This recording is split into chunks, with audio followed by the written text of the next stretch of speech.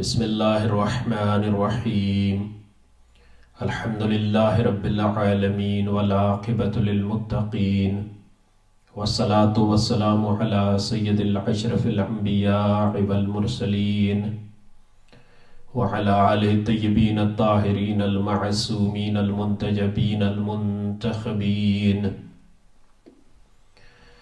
اما بعد فقد قال اللہ تعالی فی کتابہ المجید والفرقانہ الحمید وقولہ الحق وهو اصدق الصادقین بسم اللہ الرحمن الرحیم شہر رمضان الذي ينزل فيه القرآن هدى للناس وبینات من الهدى والفرقان.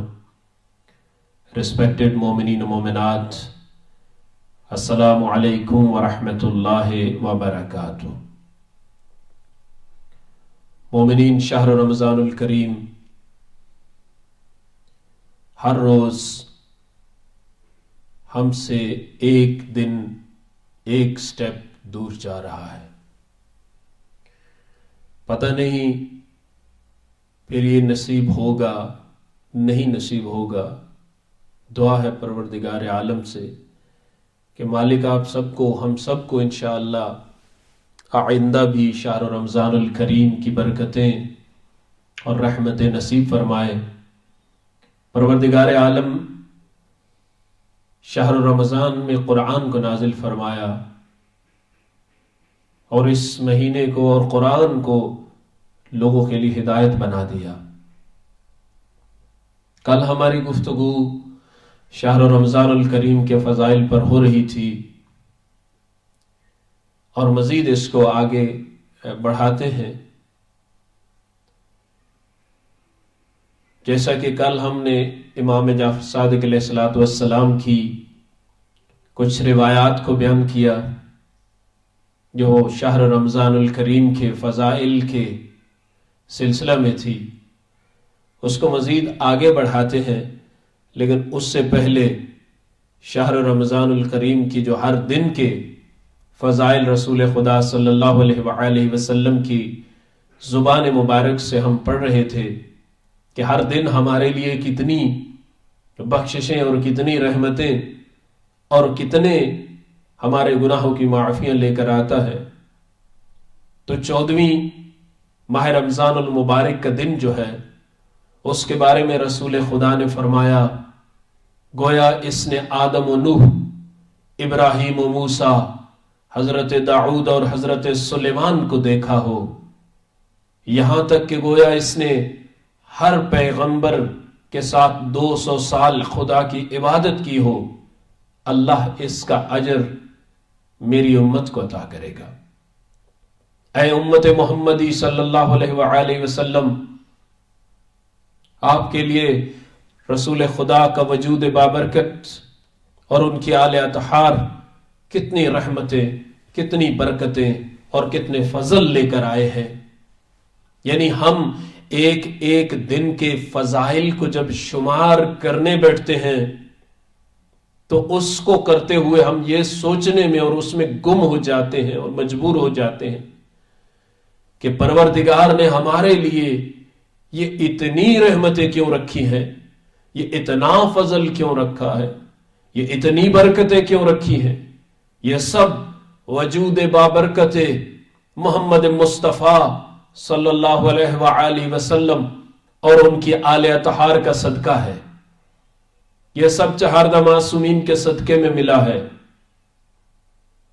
اور امام جعفر صادق علیہ السلام نے فرمایا کہ رسول خدا نے فرمایا جس بندے کی جتنی بھی عمر باقی رہتی ہے، یہ جو کل میں روایت پڑھ رہا تھا، اگر وہ احسن طریقے سے اس کو گزارے گا تو اس کے گزشتہ کے بارے میں بھی مواخذہ نہ ہوگا، اور اگر جتنی عمر اس کی باقی رہتی ہے بد کردار ہوگا تو اس کے اول سے لے کر آخر تک کے بارے میں اس سے حساب لیا جائے گا، اس کا مواخذہ کیا جائے گا. یہ کل میں نے اس روایت پہ اپنے درس کو اختتام پذیر کیا تھا. اس سے آگے بڑھ کے جناب ابن عباس کہتے ہیں کہ رسول خدا نے فرمایا علی میرا وسیع اور میرا خلیفہ ہے، اور فاطمہ کا شوہر ہے جو عالمین کی عورتوں کی سردار ہے، وہ میری بیٹی ہے، اور حسن اور حسین دونوں جوانان بہشت کے، جوانان جنت کے سردار ہیں، یہ دونوں میرے فرزند ہیں، اور جو کوئی ان کو دوست رکھتا ہے وہ مجھے دوست رکھتا ہے، اور جو کوئی ان کو دشمن رکھتا ہے وہ مجھے دشمن رکھتا ہے، جو کوئی ان سے دوری رکھتا ہے اس نے مجھ سے دوری رکھی، اور جو ان کے ساتھ جفا کرتا ہے اس نے مجھ سے جفا کی ہے، اور جو کوئی ان کے ساتھ اچھا سلوک، اچھا برتاؤ کرتا ہے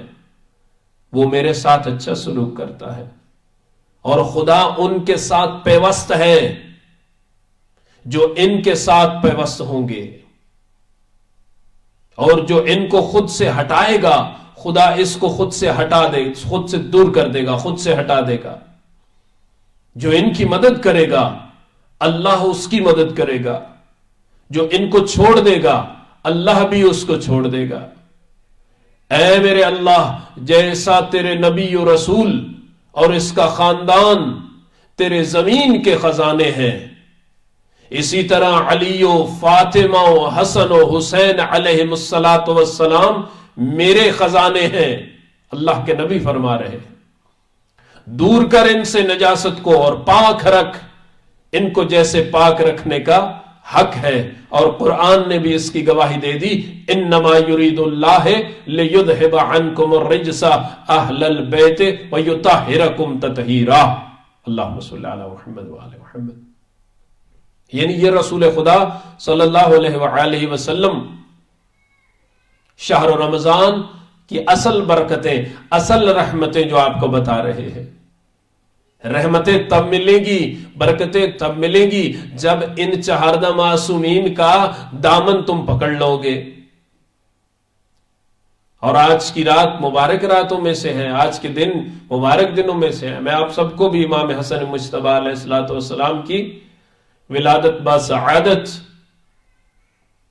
کی مبارکباد پیش کرتا ہوں۔ یعنی رسول خدا کی اس حدیث سے پتہ چلا کہ یہی 5 تن ہیں جن کے قریب اگر آپ ہو گئے تو رسول اور خدا کے قریب ہو گئے، اور جن سے آپ اگر دور ہو گئے تو اللہ سے آپ دور ہو گئے۔ انہی کے ذریعے سے آپ کو شہر رمضان کی اتنی برکتیں ملنی ہیں، انہی کے وسیلہ سے آپ کو ماہ رمضان المبارک میں اتنا ثواب، اتنا اجر اور آپ کی اتنی عبادتیں قبول ہونی ہے۔ ان کے علاوہ کچھ نہیں ہونے والا۔ اگر کوئی خود بخود جانا چاہتا، ڈائریکٹ ہونا چاہتا ہے تو اس کا کچھ نہیں بننے والا، کیونکہ پروردگار عالم نے انہی کے وجود کی برکت کے لیے سے اس کائنات کو خلق کیا ہے، اور انہی کے وجود کی برکت سے یہ شہر رمضان کو اتنی رحمتیں اور برکتیں ملی ہیں۔ وگرنہ شہر رمضان المبارک تو پہلی امتوں کے پاس بھی تھا، تھوڑا اور انداز میں ہوگا، تھوڑا اور سٹائل میں ہوگا، تھوڑی اور عبادات ہوں گی، ہم سے سختی ہوگا۔ یہ تو رحمت للعالمین کی برکتیں ہیں، یہ تو رحمت للعالمین کے وجود کی برکتیں ہیں، یہ تو آپ کے نواسوں کا صدقہ ہے کہ ہمارے لیے اتنی رحمتیں ہیں، ہمارے لیے اتنی برکتیں ہیں، ہمارے لیے اتنا اجر و ثواب ہے کہ ہم خود اس کو پڑھ کے سوچنے پر مجبور ہو جاتے ہیں کہ اتنا سب کچھ ہمیں کیوں دیا جا رہا ہے، لیکن اس کے بعد حدیث، آیات اور ان روایات سے جواب آتا ہے کہ یہ جو کچھ تجھے مل رہا ہے یہ ان 5 تن کا صدقہ ہے، یہ چہاردہ معصومین کا صدقہ ہے۔ ماہ رمضان المبارک کی فضیلتیں اگر ہم درک کرنے جائیں تو درک نہیں کر سکتے، اتنی ہے۔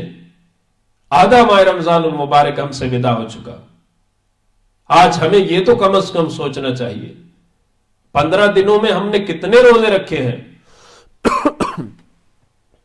ہم نے کتنی عبادتیں کی ہیں، ہم نے کتنے دروس سنے ہیں، اور ہم نے کتنے دروس سن کے ان پر عمل کیا ہے، اور ہم نے کیا کھویا ہے اور کیا پایا ہے۔ کچھ لوگ انٹرنیٹ، مجالس، دروس، کتابیں صرف اس لیے پڑھتے ہیں کہ وہ ان میں سے مائنس پوائنٹ جو ہے وہ نکال سکے، لیکن کچھ لوگ جو ہے وہ قرآن، حدیث، روایات کو پڑھتے ہیں اور مجالس کو سنتے ہیں تاکہ وہ ہدایت پا جائیں، تاکہ وہ اپنی فلاح کی طرف چلے جائیں، تاکہ وہ علم دین حاصل کر سکیں، تاکہ وہ اصل دین کے نزدیک جا سکیں۔ ماہ رمضان کی فضیلت کے بارے میں ایک اور حدیث آپ کی خدمت میں بیان کرتا ہوں۔ امام صادق آل محمد علیہ الصلوۃ والسلام، چونکہ میرے بہت سارے اہل سنت بہن بھائی بھی سن رہے ہوتے، امام جعفر صادق علیہ الصلوۃ والسلام، ہمارے چھٹے امام، نے فرمایا بے شک اللہ نے قرار دیا ہے کہ ماہ رمضان کی ہر رات میں آزاد ہونے والے اور رہا ہونے والے دوزخ سے رہائی پاتے ہیں، مگر وہ لوگ جو نشہ آور چیزوں سے افطار کریں اس رحمت سے مستثنا ہے۔ اور شب آخر میں اسی گنتی سے جو کچھ اس خدا نے اس ماہ مبارک میں آزاد کیا میں سے اپنے بندے کو بھی آزاد کرے گا، یعنی اس بندے کو اسی گنتی کی شمار سے رحمتیں اور نعمتیں عطا کرے گا، یعنی اسی حساب سے اس کو رحمتیں اور برکتیں عطا کرے گا۔ اتنا کریم پروردگار ہے، ہر چیز بے شرطہا و شروطہا ہوتی ہے، ہر چیز کو سمجھنے کے لیے کچھ نہ کچھ علم، عقل، فضل اور اہل علم کی ضرورت ہوتی ہے۔ یعنی ایک آدمی سارا دن روزہ رکھے اور شام کو افطار کرتے وقت وہ کسی نشاور چیز سے افطار کر دے۔ میں ایک آئی لینڈ میں تھا چند سال پہلے، میرے دوست یہ بیٹھے ہیں، کیمرہ مین بھی کھوجا کمیونٹی سے ہیں، گجراتی۔ ایک آئی لینڈ میں تھا جو کہ فرانس کا آئی لینڈ ہے، لیکن فرانس سے تقریباً 11-11.5 گھنٹے کی فلائٹ کی دوری پر ہے۔ ان دنوں میں وہاں پہ پیش نماز تھا اور میں نے دیکھا ایک ہمارے دوست بزرگ، شاید وہ مجلس سن رہے، وہ مجھے ایک مسجد کے سامنے لے گئے۔ میں نے کہا ہم یہاں کیوں جا رہے ہیں؟ کہتے میں آپ کو اہل سنت بھائیوں کی مسجد دکھاؤں۔ اس سے مراد کوئی اہل سنت یا دوسرا یا کسی پہ تنقید نہیں ہے، میری تنقید کسی پہ کبھی نہیں ہے، ہم محبت بانٹنے والے ہیں، اصلاح اپنی بھی اصلاح کرتے ہیں، ہاں جو حق کی بات ہوگی وہ ضرور کریں گے۔ بات یہ ہے کہ مسجد کے سامنے مجھے لے گئے، آئی لینڈ کا نام مایوت آئی لینڈ، میں وہاں مجھے لے گئے، رات کا وقت تھا۔ تو پہلے تو میں نے پارکنگ میں دیکھا، خود آنکھوں سے دیکھا، کچھ جوان لڑکے جو وہاں کے سیاہ فام لڑکے تھے وہاں کی قوم کے، وہ کھڑے ہو کر وہاں پہ ڈرنک کر رہے ہیں، وہاں کھڑے بیئر یا شراب وہ پی رہے، میں نے آنکھوں سے ہم نے ملاحظہ کیا ان کو۔ پھر ہم تھوڑا دور گئے تو انہوں نے گاڑی اسی پارکنگ میں ہی کھڑی کر کے ڈبے جو لگے ہوئے تھے نا گن پھینکنے والے، ان کی طرف مجھے اشارہ کر کے کہا کہ آپ یہاں دیکھیے۔ تو وہاں سب سے زیادہ نیچے جو ہے یہ ڈبے گرے پڑے تھے۔ تو میں نے ان سے کہا یہ کیا ماجرا ہے؟ انہوں نے کہا سارا دن رہیں گے یہاں پہ، نماز پڑھیں گے، روزہ بھی رکھ لیں گے، سب کچھ کر لیں گے، لیکن شام کو یہ یہاں افطار کے لیے یا ویسے کھڑے ہو کے یہ یہاں پہ کھڑے ہو کے دارو پیتے ہیں، یہاں یہ نشہ کرتے ہیں۔ آج بھی شاید ہوگا، مجھے چند سال ہو گئے میرا جانا وہاں نہیں ہوا پھر۔ یعنی ایسا کیوں ہے؟ یہاں پہ آپ فرانس میں دیکھ لیں، دن بھر تو روزہ ہے لوگوں کو، دن بھر تو روزے میں ہے، لیکن شام کو اکثر جگہوں پہ کچھ اور دیکھنے کو مل جاتا ہے۔ کسی اور کا ہو وہ دوسروں کا تھا علیحدہ بات ہے، میں تو اپنے مسلمانوں کی بات کر رہا ہوں۔ یعنی پھر اس روزے کا فائدہ کیا ہے کہ جس میں آپ سارا دن تو احکامات خدا کی پابندی کر رہے ہیں، لیکن اس کو افطار کرتے ہی آپ نے حرام خدا کام کرنا شروع کر دیا، آپ نے اللہ سے دشمنی شروع کر دی، اللہ کے حکم کو ٹھکرانا شروع کر دیا، پھر کیا فائدہ ایسی عبادت کا؟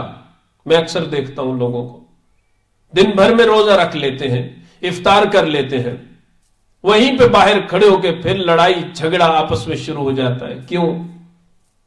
اس کا مطلب یہ ہے کہ اس روزے نے ہم پہ اثر نہیں کیا ہے، اس کو پھر گنتی ایسی ہی گنتی میں رکھا جائے گا۔ ابو جعفر امام باقر علیہ الصلوۃ والسلام نے فرمایا، جب ماہ رمضان آ پہنچا اور شعبان کے 3 دن باقی رہ گئے تو پیغمبر نے بلال کو حکم دیا کہ تم اعلان کرا دو تاکہ لوگ جمع ہو جائیں۔ جب لوگ جمع ہو گئے تو آپ منبر پر تشریف لے گئے اور حمد و ثناء پروردگار بیان کی، پھر فرمایا، اے لوگو، اب وہ مہینہ آ رہا ہے جو تمام مہینوں کا سردار ہے، اس میں ایک ایسی رات ہے جو 1000 مہینوں سے بہتر ہے، اس میں دوزخ کے دروازے بند کر دیے جاتے ہیں اور بہشت کے دروازے کھول دیے جاتے ہیں، لہذا جو کوئی بھی اس ماہ کو پالے اور اس کی مغفرت نہ ہو تو خدا اس کو نابود کر دے گا، اور جو کوئی اپنے ماں اور باپ کو پائے، یعنی والدین زندہ ہو اس کے، اور پھر بھی اس کی مغفرت نہ ہو تو اس کو خدا اپنے پاس سے بہت دور کر دے گا، اور جو کوئی میرا نام سنے اور مجھ پر درود نہ بھیجے تو خدا اس کو نیست و نابود کر دے گا۔ اللہم صلی علی محمد وعلی محمد۔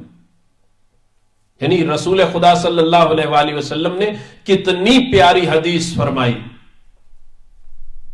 کہ ماہ رمضان تمام مہینوں کا سردار مہینہ ہے، اس میں ایک رات جسے لیلۃ القدر کہتے ہیں 1000 مہینوں سے بہتر ہے، 1000 مہینوں سے بہتر ہے۔ یعنی آپ یہ سمجھ لیں کہ یہ ایک رات ہمیں جو مل جاتی ہے، ایک رات جو نصیب ہو جاتی ہے، یہ ہماری تمام زندگی سے بہتر رات ہے۔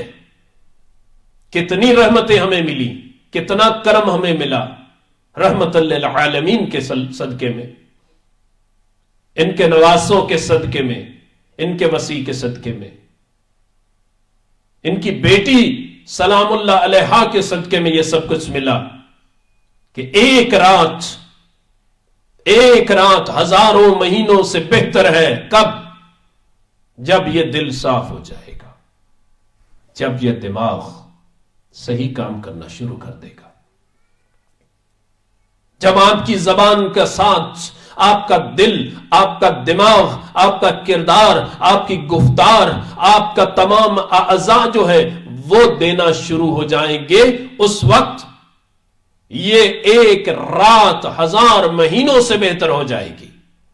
اے امت محمدی، وہ رات آنے والی ہے،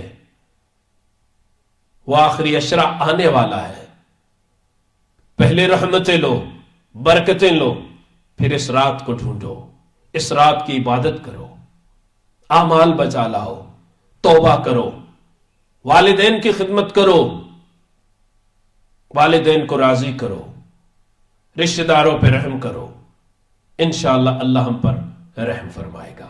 والسلام علیکم ورحمۃ اللہ وبرکاتہ۔ اللہم صلی علی محمد وعلی محمد۔ یا اللہ یا اللہ یا اللہ یا اللہ یا رحمان یا رحیم، بحق کے 5 تن پاک، 12 امام، 4 معصومین، شہدائے کربلا، خدایا ہم سب کے صغیرہ و کبیرہ گناہوں کو معاف فرما۔ یا اللہ ہماری قلیل و حقیر سی عبادت کو اپنی بارگاہ الہی میں منظور و قبول فرما۔ یا اللہ تجھے تیرے حبیب محمد مصطفیٰ صلی اللہ علیہ وآلہ وسلم اور ان کی آل اطہار علیہ السلام کا واسطہ، یا اللہ تجھے حسنین شریفین کا واسطہ، تجھے تیرے نواسے، تیرے لخت جگر، نبی کے لخت جگر جناب امام حسن مجتبیٰ علیہ السلام کی ولادت بسعادت کا واسطہ، آج کی رات کا واسطہ، ان دنوں کا واسطہ، خدایا ہم سب کے صغیرہ و کبیرہ گناہوں کو معاف فرما۔ یا اللہ ہمارے والدین کے گناہوں کو معاف فرما، یا اللہ امامیہ شاہ نجف پیرس فرانس کو آباد و شاد فرما، دنیا کی تمام امام بارگاہوں کو، مساجد کو، عبادت گاہوں کو آباد و شاد فرما۔ یا اللہ اس امامیہ شاہ نجف پیرس کے جو بھی کارکنان ہیں، ہمارے بھائی بہنیں بزرگ، جو بھی بانیان ہیں، کارکنان ہیں جو اس کو چلا رہے ہیں، بالغ ان کے سب کے صغیرہ و کبیرہ گناہوں کو معاف فرما، جو اس دنیا سے جا چکے ہیں ان پہ اپنے خصوصی رحم و کرم کا نزول فرما۔ یا اللہ بحق محمد و اہل بیت محمد اس شہر رمضان الکریم میں ہم سب کے گناہوں کو بخشا دے۔ یا اللہ تجھے تیرے رحمان و رحیم ہونے کا واسطہ ہمیں اس دنیا میں سوائے غم امام حسین علیہ السلام کے اور کوئی غم نہ دکھا۔ یا اللہ بحق محمد و اہل بیت محمد علیہ السلام دنیا میں ہمیں محبت محمد و اہل بیت محمد نصیب فرما، موت کے وقت قبر میں اور یوم القیامہ شفاعت محمد و اہل بیت محمد نصیب فرما۔ یا اللہ ہم سب کو حج بیت اللہ کی سعادت نصیب فرما۔ یا اللہ ہم سب کو زیارات چہاردہ معصومین نصیب فرما۔ یا اللہ اس کرونا وبا سے تمام عالم انسانیت کو محفوظ فرما، تمام مؤمنین و مسلمین و مسلمات کو، مومنین و مومنات کو اس سے محفوظ فرما۔ یا اللہ ہمارے مرحومین و مرحومات کی بخشش فرما۔ آج سید طلعت نقوی صاحب نے دعا کے لیے کہا تھا، خدایا ان کے والد مرحوم کی مغفرت فرما، ان کو جنت الفردوس میں جگہ عطا فرما، اور دیگر جتنے سامعین ہیں اس وقت سن رہے ہیں یا سنیں گے، یا جو بھی امام شاہ نجف کے تمام دوست احباب جن کے مرحومین و مرحومات ہیں، خدایا ان کے درجات کو بلند فرما، خدایا ان مرحومین و مرحومات کو جوار معصومین میں جگہ عطا فرما۔ یا اللہ امام زمانہ علیہ السلام کے ظہور میں تعجیل فرما، ہم سب کو امام زمانہ علیہ السلام کے انصاروں میں شامل فرما۔ یا اللہ ہمارے امام کو ہم سے راضی و خوشنود فرما۔ اللہم صلی علی محمد وعلی محمد، والسلام علیکم ورحمۃ اللہ وبرکاتہ۔